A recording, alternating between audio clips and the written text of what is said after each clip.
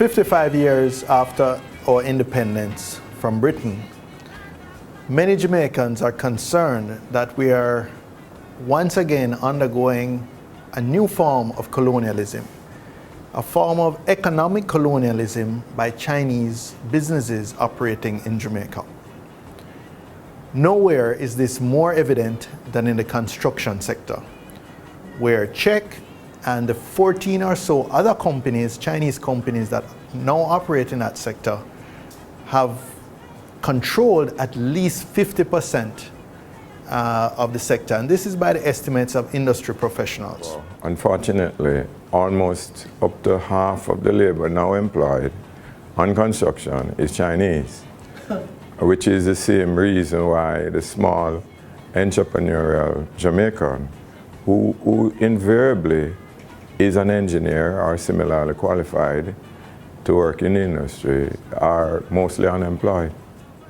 They do this through unfair competition. And why do they say unfair competition? Basically, for 4 reasons. First, most of these companies are either 100% or majority controlled by the Chinese government, giving them virtually unlimited resources. Yes, we were invited by the UDC to be informed about the MOU that the Prime Minister had announced, the MOU that would have enabled a Chinese entity to design all of downtown, including the government buildings, at no cost to Jamaica. We asked for the MOU, were advised that it would take us 30 days. After about maybe 45 or 60 days, we still hadn't gotten it. However, the architects eventually got a meeting with the Prime Minister himself, and within 2 days of that meeting, we got the MOU.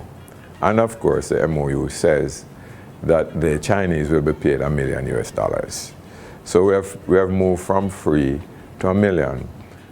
Secondly, they come into Jamaica typically on the basis of concessionary financing for a government project.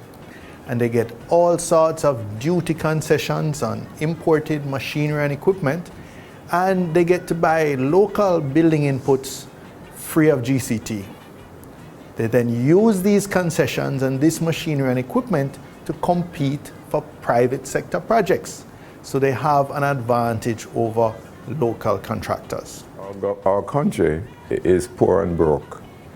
So we went to the Chinese to assist us at the national macro level for development. They, of course, have their own agenda. They have articulated a policy which will give them major geopolitical influence throughout the world, and particularly the developing world. And so we went to them to get that sort of assistance, and they gladly have given funding which had enabled us initially to go on to some infrastructure development projects. And in so doing, we made concessions of our own. So they loaned us money, which they say is very cheap money. In turn, we gave concessions to them, which included duty, GCT-free importation of goods and materials, and also goods, materials, and equipment, and also a concession that they could employ 50% of the labor required on any project on which they're involved. I have said to the authorities, whereas I've seen 50 Chinese, I have not seen 50 Jamaican, and this is in every case that I've looked at. And so this is clearly is going to result in underdevelopment. The third allegation, which is not limited to Jamaica but quite widespread in Africa and in Southeast Asia, is that these Chinese companies use convict labor. And there are many anecdotal stories that suggest that that is the case on many of the projects. It has been alleged, not here alone, but in Africa and Southeast Asia, that they are prisoners A number of them are. I wouldn't believe that everybody is, but they think a large amount of them are prisoners who come and work off some of their sentence in the various countries and here in Jamaica also.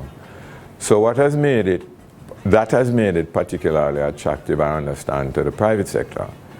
As you can observe now, almost all the private sector projects being undertaken in City Kingston, and some of them outside, are being undertaken by Chinese companies. Finally, there's no effective regulation of these Chinese companies. Their records are kept in Mandarin. The tax administration and audit department has no effective way of telling what is used on one project versus another, where workers are moving between companies, etc. The Chinese government as a policy is not very transparent about all these operations. Many international media have attempted to penetrate what is taking place, penetrate the veil of what takes place in many of these companies with absolutely no cooperation from the Chinese government. We have written to the Chinese embassy in Jamaica asking them to respond to these allegations of unfair competition and to shed some light on Chinese business practices, specifically as they're operating in Jamaica. If we get that response, we will definitely do a follow-up probe, but in any event, we want to look beyond just the construction sector.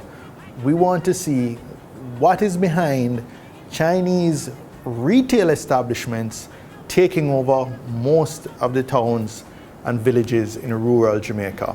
And again, is it fair competition?